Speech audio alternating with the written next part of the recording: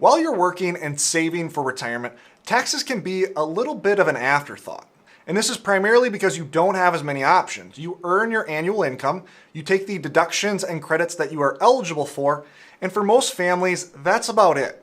In retirement, however, taxes are not an afterthought. They are an integral part of getting the most out of your retirement plan. Well, in this video today, I'm going to give you a framework for helping you decide how to optimize your withdrawal strategy and which account you should pull from first in retirement. Let's get into it. Now, part of the reason taxes become so important in retirement is because now you have options. The typical retiree might have 3 types of retirement accounts that they can utilize, and each one has a different tax implication. Note, this presentation is not going to discuss where you should save for retirement, but rather how you should view your accounts once your savings are already established. Now, you first have your Roth account, which is going to be completely tax-free. I rank this as the #1 retirement account for obvious reasons. You can grow your money tax-free, you can withdraw tax-free. It doesn't force any income onto your tax return on an ongoing basis. Next, however, you have your tax-deferred account. Now, tax deferral is great in concept and is extremely valuable as you're accumulating and as you're growing money through time. But as you'll see in this video, the major problem that a tax-deferred account has is that it can force major income in the form of required minimum distributions. If you're not sure what that is, we'll talk about that in today's video. Finally, you have your taxable account. Now, this is generally thought of as a leaky bucket, because on an ongoing basis, you can be taxed on dividends each and every year, as well as capital gains during that growth phase. However, when you withdraw from this account, you will see more favorable tax rates in relation to a tax-deferred account because you're taxed at long-term capital gains if you're managing this properly, rather than ordinary income tax rates. Now, the primary reason I have the taxable account ranked ahead of the tax-deferred account, specifically during retirement, is the level of forced income each account can have. In principle, we do not want forced income in retirement. We want to have complete control over our income and therefore our tax liability. I promise if you have control over your tax liability, you're going to do a lot better job managing it than if you're forced to take income based on some IRS rules. Well, this forced income shows up differently with your tax-deferred account as well as with your taxable account. From your tax-deferred, forced income shows up in the form of RMDs. These are required minimum distributions, and this is a mandated withdrawal you must start between ages 72 and 75, depending on when you were born. Now, the problem with RMDs, as you can see on the left-hand side of the screen, is they are designed to grow through time.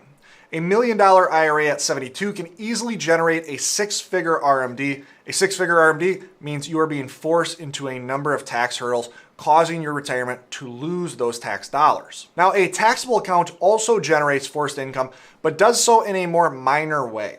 This forced income comes in the form of dividends and capital gains. Now, take dividends. If you're investing in a portfolio that generates 2% per year in dividends, a $500,000 account would force $10,000 in taxed income. A $1 million account generates $20,000. This forced income is still a problem, but it's a smaller problem than the ones that RMDs create, both due to the level of forced income, but also the way that forced income is taxed. You're taxed at long-term capital gain rates versus being taxed at those ordinary income rates. But despite the difference in forced income, when we talk about optimizing your withdrawal order, I see the traditional method of withdrawal that most advisors use is to take from your taxable account first. This is because your taxable account is thought of as that leaky bucket. Then you would take from your IRA second, then take from your Roth. Now, the problem here is that it leaves that IRA untouched. An untouched IRA will grow faster and thus leave a larger balance once you enter those RMD ages.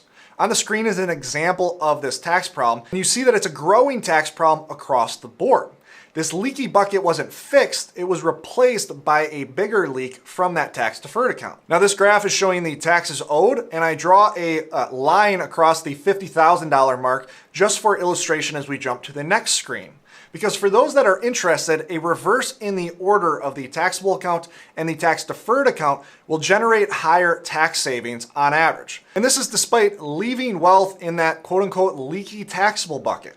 Again, this is primarily because you minimize RMDs, which are more costly, which generate a bigger leak. But this does not mean we should stop here, because even using this reverse order doesn't bring you to the most optimal withdrawal method.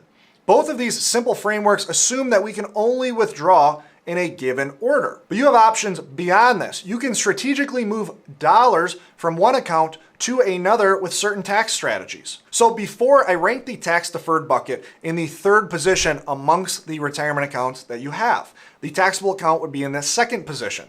But what can be confusing from a withdrawal standpoint is that the third best account can be transitioned to a Roth account through Roth conversions. So the third best account can be transitioned to the best account.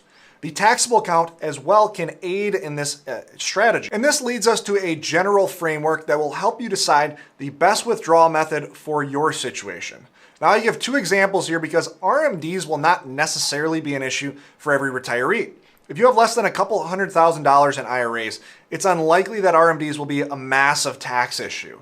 And so therefore your withdrawal order should change slightly. But let's say RMDs are going to be an issue for you. It might surprise you to know that the traditional method of withdrawal is partially right. You do first want to withdraw from your taxable account, but with a very important caveat. You should be using your taxable account to facilitate larger Roth conversions. I'll show why here in a second, but the core concept is you live off of your taxable account, you allow for Roth conversion taxes to be paid out of your taxable account, and by doing so, you allow for a larger Roth conversion, and you end up depleting both your IRA as well as that taxable account.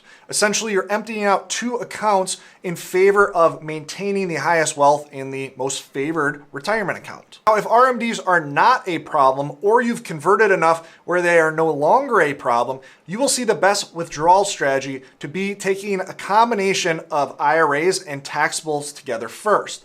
Fill up small income brackets with your IRA withdrawals, and then layer on capital gains from the taxable account thereafter. Very generally, what this looks like over the long run is something like what you see on the screen. This is a tax graph for a retiree who is on Social Security, and due to Social Security's taxation, it creates a double taxation zone called the Social Security tax torpedo.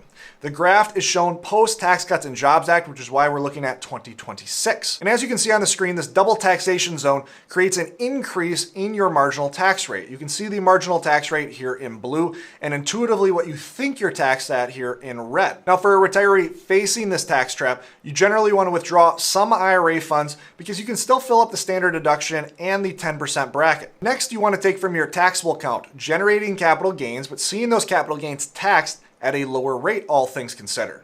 Then at bigger income levels, you want to take from your Roth last. So in a given year, you might be withdrawing a portion from each account, depending on how much income you ultimately need to take. Now, stepping back for a second, I want to take a minute and further drive home why a taxable account can be so valuable when implementing Roth conversions. Now, normally when we look at a conversion, we care about the rate that we're paying today versus the rate we would otherwise pay if we were withdrawing those funds with no conversion.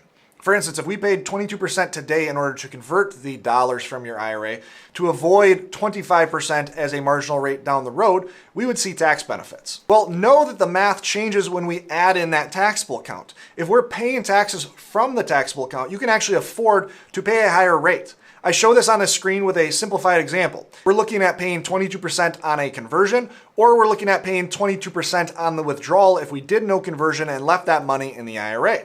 But by paying the conversion taxes from the taxable account, what we are essentially doing is emptying out a leaky bucket in favor of keeping more in the Roth. The reason being is because we can now pay taxes from that taxable account and maintain that larger Roth conversion. Now, the tax savings on using this taxable account strategically in your Roth conversion plan generates to $10,000 in added value from that strategy. But this is not where the tax benefits stop. The taxable account will also aid you in giving you a larger Roth conversion target as well. We're going to look at two examples. One for a retiree that's younger than 63 and therefore does not have to worry about Medicare's IRMA penalties. And then we'll look at an example where they do have to worry about Medicare's IRMA penalties. Now, right off the front end, it's important to know how your income stacks in the eyes of the IRS. Know that capital gains will always stack on after ordinary income. Because of this, you can max out the 22% income bracket, but yet you still will have room in the 15% capital gains bracket. So whether you max out the 22% bracket or you leave extra room for those capital gains, you're still in that 15% bracket. Now, here's what this means. If you were performing a $150,000 Roth conversion and you were trying to max out the 22% bracket, you would see that conversion taxes work out to about $28,000 with some simple rounding. Now, if you took that right out of the conversion, meaning that you paid the taxes right out of that conversion that you did, you'd only be able to convert $122,000. If instead, however, you plan to pay those taxes out of your taxable account, you'd be able to maintain that full $150,000 conversion. We don't need to lower that conversion to make room for taxes. Now remember, we can max out that full income bracket and we still have room to generate capital gains and not see a delta change on the tax rate that we'd be paying. And so in this scenario, you can take that $28,000 in taxes from your taxable account. Depending on the cost basis versus unrealized gains, you're going to generate a certain amount of capital gains. But the point here being you can use that taxable account to maintain a higher Roth conversion target. And this will do a better job at minimizing RMDs down the road and getting more out of the conversion that you're actually doing with the tax rates you're paying today. We can look at another example with IRMA. For those that don't know, IRMA is a Medicare penalty for showing too much income, and it is a 2-year look back. So this is why it matters when you turn age 63 if you're filing for Medicare at 65. Now, IRMA is a tax cliff, which means it's a hard stop from a tax planning point. You can't show capital gains over that threshold like we could in the last example. Similar to the last example, however, if you paid conversion taxes from your IRA, the taxes eliminate the conversion room dollar for dollar as we have shown on the screen. Now we are using a $120,000 conversion in this example, and as you see, you are able to actually convert about $97,000. But if you used your taxable account instead to pay those Roth conversion taxes, once again, you'd find you have more conversion room. This is because withdrawing from your taxable account only causes you to generate additional income in relation to the percentage of cost basis and unrealized gains that you have. Now, if this is confusing, let me explain.